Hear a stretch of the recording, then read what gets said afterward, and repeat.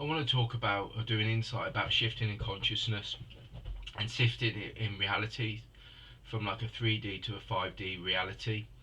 And this is a really, really sort of like a subject that I keep getting drawn to at the moment more and more. Um, the masters, ascended masters, I feel they're very much sort of guiding me around this at the moment. I've got angelic influences that are guiding me around it as well.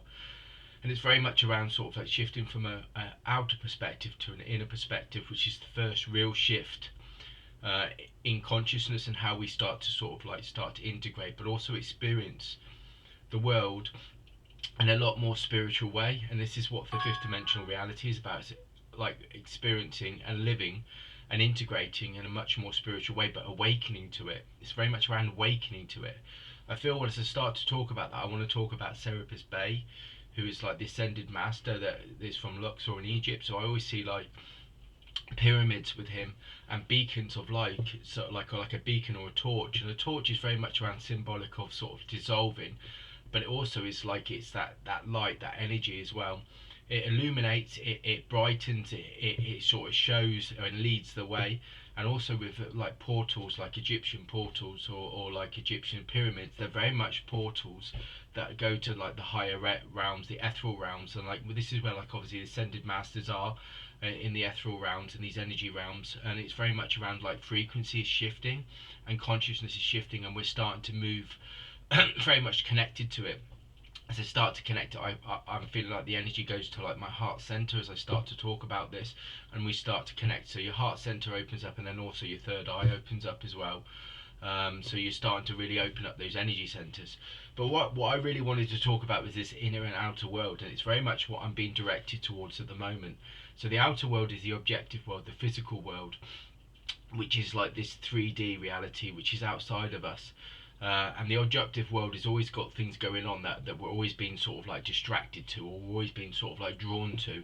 So there's experiences, there's things that are going on, you know, and it's very much like this, the objective world outside of yourself, very much going on, and you're more or less sort of you're being sort of directed, and you're being sort of like distracted by the chaos of things that are going on around and outside of you, which are all things that are beyond your control as well, which is even more sort of the ironic thing about it really is the fact that we're getting drawn to this outside world where we're being very much, our energy's being sort of like taken in all these different places, and it's not really being used in the way that it needs to be, which is the focus. It needs to be focused.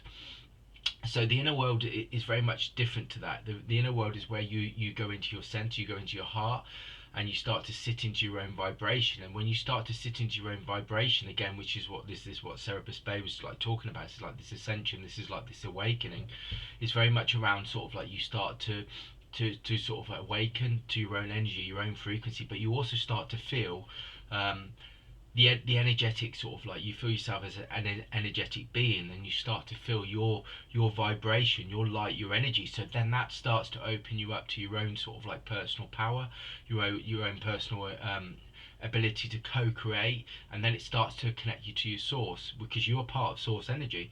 And this infinite source is this infinite energy, that's this infinite intelligence that brings down the information and that supports us with that. And again, the ascended master that connects to this is Almora, which is like very much connects to the will of God, and it's very much is like that, or the yeah, the will of the divine. Actually, the will of the divine is what they want to say, but it's very much connects to that. It's like the universal like knowledge and wisdom, that you're part of an infinite system that you can start to open up to, and as you start to open up to it, then it starts to open up and you receive that channel. Obviously, Almora's color is blue as well, which is very much around communication as well. So it's obviously it's a way of opening up to start to receive that communication, that information, that sort of like yeah, that insight from that divine energy, that divine sort of flow that moves through the universe. And it's very much around that. You've obviously got blue as well, which is very much connected to like Archangel Michael, which is very much around again healing, wisdom, protection, understanding. But it also it's sort of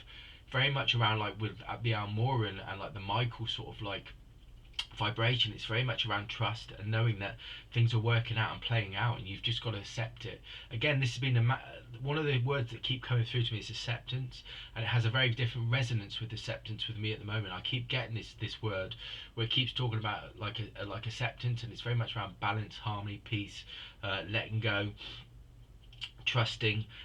It's very much like got many different things, and there's healing that comes with that as well. And obviously the blue color of is also very much connected to healing as well. So you've got all of these kind of things going on with that one vibration, that one color, that one sort of like ray of energy which is coming in at the moment.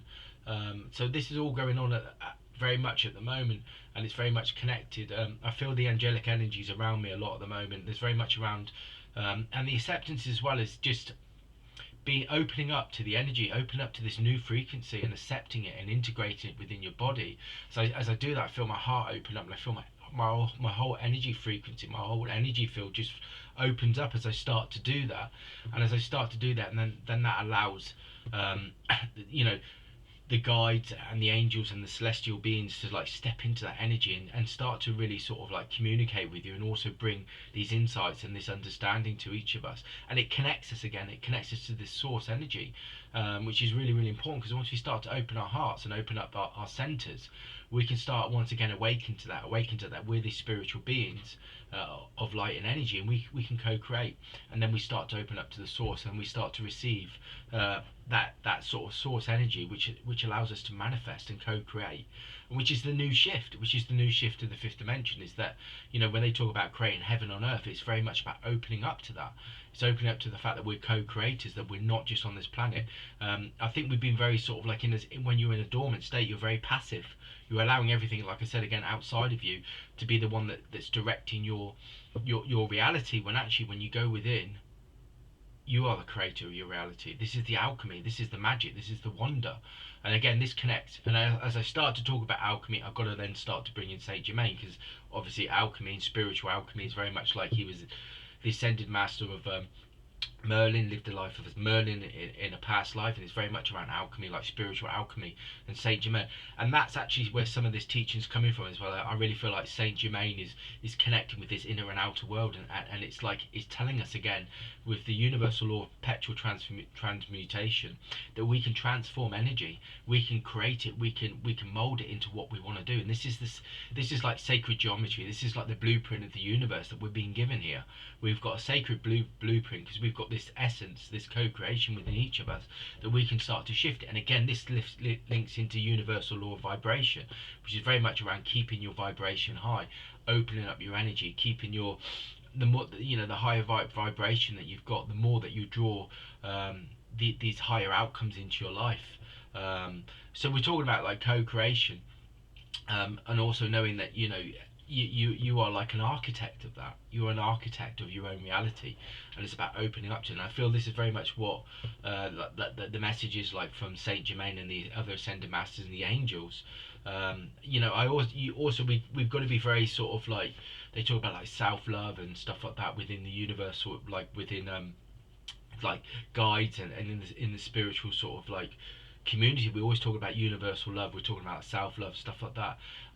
You know, yesterday I've had a few messages lately that, you know, that the harshest critics to ourselves are ourselves, you know, with these languages and these vibrations that we bring within our lives, and how we are sort of, you know, something goes wrong and we shift our whole vibration where we, you know, we reflect it back on ourselves, but in a negative way. And it's very much, we're being told, you know, that kind of sort of thing is taking your vibration down, it's affecting you as well.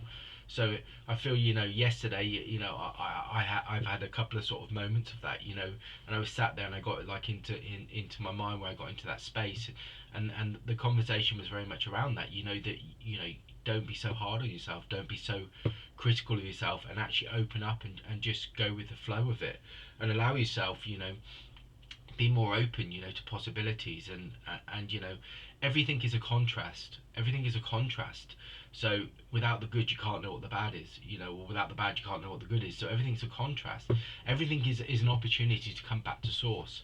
So in that sense, you know, spirits and guides are saying, you know, don't be so hard, because actually it's a process of coming back, it's a process of awakening. And once you know what it's like to be in harmony, then you create that, you start building that reality more and more and more. Once you sort of like in flow with the universe, where you're open up and receiving the communication, then you build that more and more into your life, into your reality.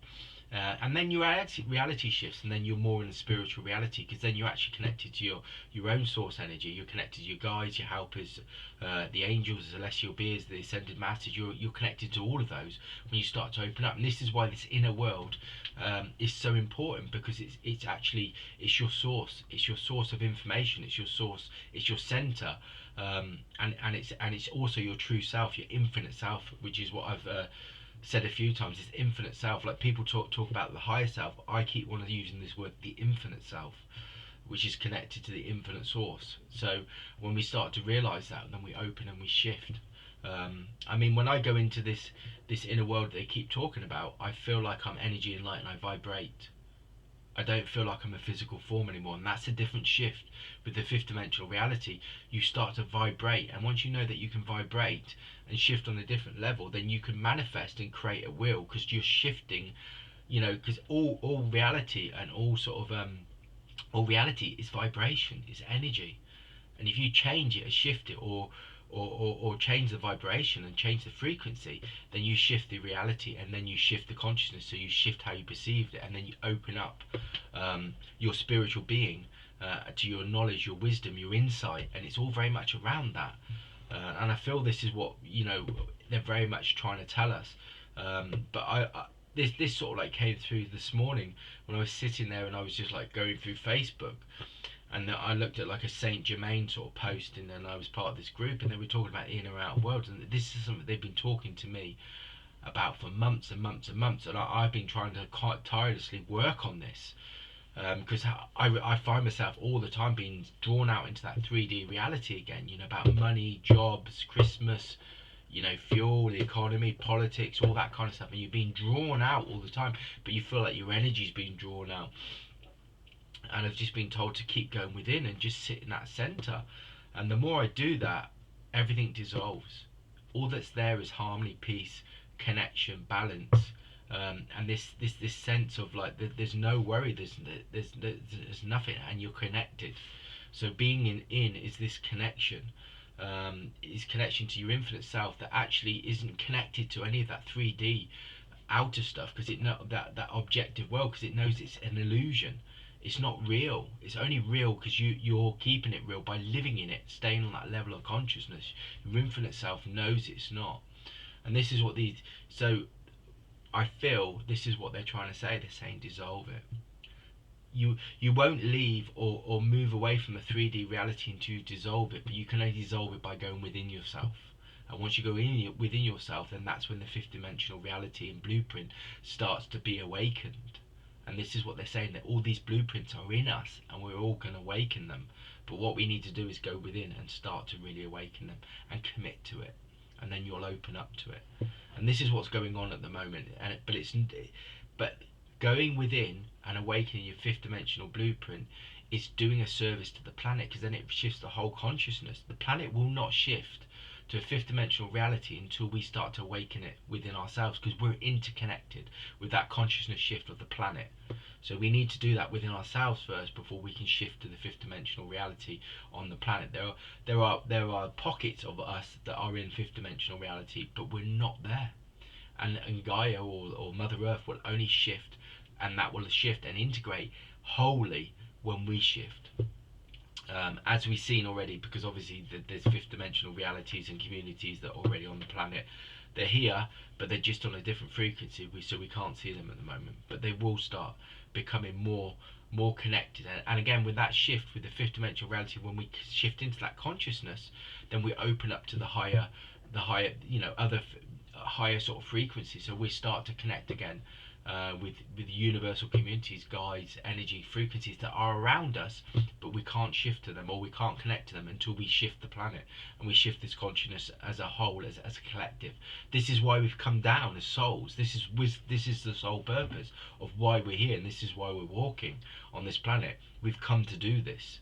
So it's not some, and it will happen. It's just when it happens. It could be 50 years or it could be 100 years. It depends on how quickly we shift. We have the tools and we have the ability and we have the frequencies here right now. It's just whether we awaken to them. But the thing is, the choice is yours. The free will is yours. And this is what I feel is being sort of told. And this is why we need to work on it. So like the acceptance thing is really, really important, and also the work of just coming in and going within yourself. Every time you're drawn out, and you're drawn out into the outer chaos, the outer circus, the objective reality where you're being drawn out there with all things, just go within, and go back into your center. Sit in your vibration and remember you're a spiritual being of energy and light. You have co-creation in you. Just vibrate in that, and then what that will do is that will center you, that will bring you the insight and the understanding. It will give you the right clarity and insight of what decision you need to make, because you'll be connected to source, you'll be connected to your infinite self. And this is what the shift is. This is what the shift's about. That's the insight for today.